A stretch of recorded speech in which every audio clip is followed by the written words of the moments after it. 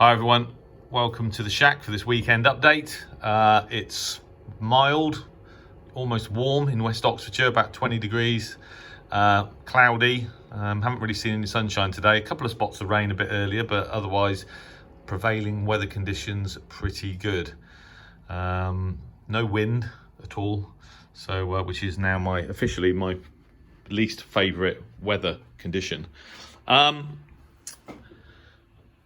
I hope you're all well. I'm actually not. My next door neighbour convinced me to start playing five-a-side football a couple of months ago, and something I used to do a lot actually. I used to play twice a week in Abingdon at Tilsley Park for about 10 or 15 years. Well, I think we used to play in Botley actually. So, but I hadn't played for a few years, and he convinced me to start playing again. So I did. And in the 8 weeks I've been playing, I must have been injured for about 4 of them. But on Tuesday, some guy literally just clattered into me via my rib cage, and I've been in a huge amount of pain ever since. I don't actually know if they're broken or not. I'm assuming they're not broken, because if you break your ribs, it's very difficult to breathe. It's just painful to breathe, so I don't think they're broken. Maybe I've cracked one on, I don't know, but I've been in a huge amount of pain, and to the point where this video is probably going to have to be shorter than usual. Last night I had a coughing fit before the usual sked, and it literally was agony, and I couldn't even do the sked. And the chairs in the shack here are not particularly comfortable when you're nursing this sort of injury. So I couldn't even do the sked last night because of this. And it's basically, I'm taking painkillers, which do sort of deal with the pain okay, but it's still painful if I move. So basically the objective is to try and be as still as possible. And according to the NHS 111, I can expect to be in pain probably for several weeks, depending on whether my ribs are just badly bruised or whether I've cracked any. So great. Yeah, it's just not comfortable being in the shack, and even the smallest cough really hurts. So I've got a glass of water ready just in case, and yeah, I'm sort of struggling a bit really. But anyway, I nearly didn't do this video, but then I thought, do you know what, I'm just gonna try and record something, and I'm sort of gonna not stay sat down all of the time. And so the first thing actually I'm going to talk about is what you're seeing there. That's 198 kilohertz, so that's BBC Radio 4, and obviously that doesn't look right. I switched on the ELAD and connected it to one of my Welbrook loops, the one at the bottom of the garden, via the Bonito RF splitter, and basically no signal at all, just noise. So immediately I thought, well, there's something wrong with the Welbrook loop. But what's interesting is that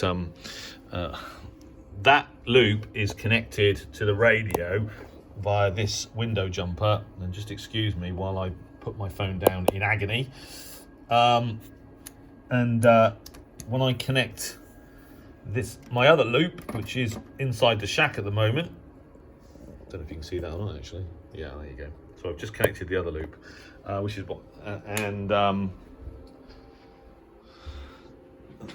so there you go. And all is now good with Radio 4. For free breakdown cover for a year. What will they do to get new customers? This is interesting. So that's good news. Anyway, upon further investigation, what's actually happened is that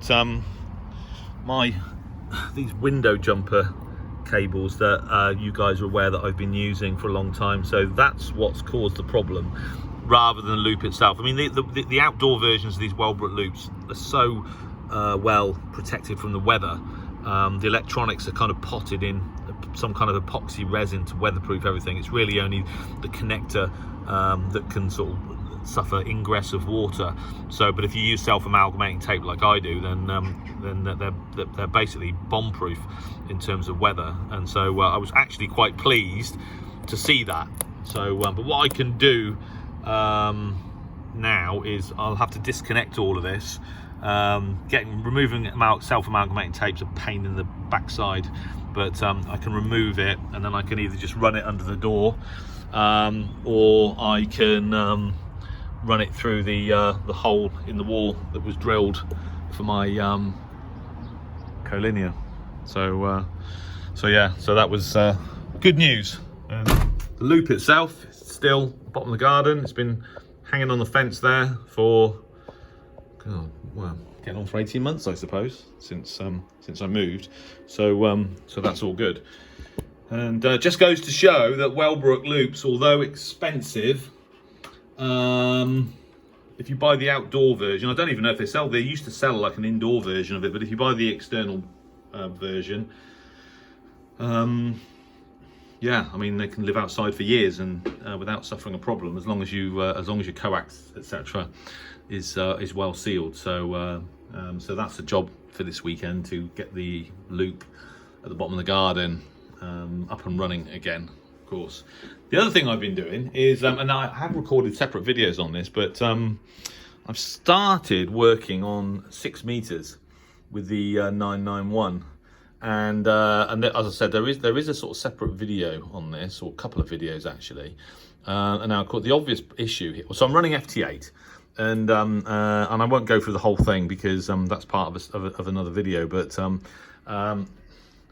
I've been sort of feeling a bit left out because members of the club and online, etc., all that have been rattling on for weeks now about how good conditions have been on 6 meters and 10 meters, and I don't have a dedicated antenna, particularly for 6 meters. I've got that wideband vertical, which is laying on the ground down the side of the house, but I wouldn't consider using that. So and there have been some decent lifts. 6 meters is the bottom of the VHF band, and you can under certain conditions of short and long skip sporadic E, you can work sort of intercontinental DX, which appeals to me greatly, to do that on 6 meters rather than an HF band. And in fact, this morning I've started transmitting. I've already worked an Oscar Kilo station, and I'm just calling a Polish station now. So it's been really interesting actually, because 6 meters kind of behaves like a VHF band, and also like an HF band at times. So even if I'm not hearing very much on the antenna, my signal is actually getting out pretty well. And if I just go to PSK reporter, and you can see now I'm actually transmitting with 75 watts, and I'm actually using my end-fed wire to do this, which is the wrong antenna, and it matches perfectly with my MFJ 949E, which is obviously only designed really to match circuits with resonances up to 30 megs, but I did a bit of research, and such things are possible. So I've got a very good match on 6 meters with my end-fed wire. I tried to match my G5RV and only got about 2 to 1, but my end-fed wire matches very well indeed. So here I am doing FT8 on 6 meters with an end-fed wire and via an ATU designed to operate at 30 megahertz. So there you go. You don't always have to follow the rules. So, but I said I've got a separate video on that, which I will post after this one probably. So, but it just goes to show that on 6 meters, you can be heard locally as if you would on any other VHF band. In fact, I'm just trying. There you go. So there's G0CQZ. So that's my friend Nigel in Whitney, and then you can be heard across Europe and further when there are some very good lifts. And it's interesting propagation actually, because at the moment propagation is taking me into sort of Eastern Europe. The other day it was all of my signals were being decoded down in sort of Italy, down in southern Italy. So but all of Europe is definitely feasible, and it's quite an enjoyable thing to do. So I've been calling this Polish station now for a few minutes, and they're not answering, so I'm just going to go back and start calling CQ again. What's interesting actually is a couple of members of the club are getting more interested in oh, actually that station I think was actually, oh no, it's a different one, are getting interested in FT8, and so it's a shame really with the pandemic and people still a bit concerned about mixing. because I'll be more than happy to help these guys set up their FT8 station. As I keep saying, the technicalities of FT8 are really all in the setup, not in operating it, obviously. But it is quite interesting. If you just want to collect call signs, oh, yeah, you go, came back to me. If you want to collect call signs, so that's the Polish station there, just coming back.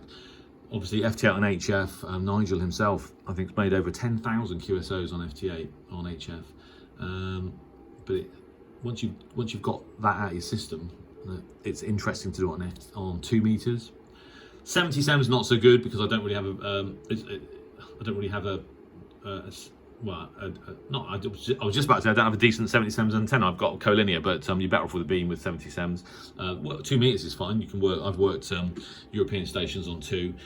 6 is almost the best of both worlds because you've got the capability or the ability potentially to work some sort of DX and intercontinental DX, but also some stations that a bit closer to home. So yeah, FT8 on 6 is good. And so there you go. What else? Oh God, I tell you what, I'm really struggling here. You can just imagine when you've got sort of bruised or cracked ribs, and then you have a coughing fit, as I had last night. It was unbearable. So the 2 meter net this afternoon is going ahead. It's probably my turn to chair it, so I'm going to try and do that. And then there's the DI net on tomorrow, and I'll see, and maybe sort of try and do that as well. So yeah, it's going to try and do these things. Yeah, just a shame that I couldn't do the HF net yesterday. It was impossible. I was in so much pain. It was literally agony. So and I'm in pain right now, actually. It's kind of just sort of comes and goes. I've been popping painkillers for a couple of days now, but yeah, it's a nightmare. But there you go. So I'm going to soldier on. Just going to take a quick slug of water. The only other thing to report, and some of you have seen it, is obviously in the June edition of Radio User Magazine, which is out now, my review of the Belka DX. I hope that some of you will buy the magazine, read the review. Hope you enjoy it.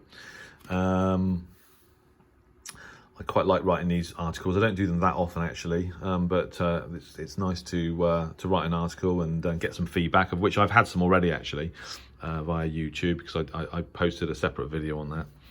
So there you go.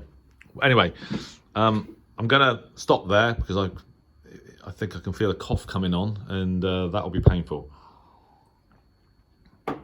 Otherwise, I wish you all 7-3. Have a great weekend. Thanks for watching, and keep listening to the radio. And I'll be in touch with you, no doubt, some of you, via the channel. So thanks for watching, and 73.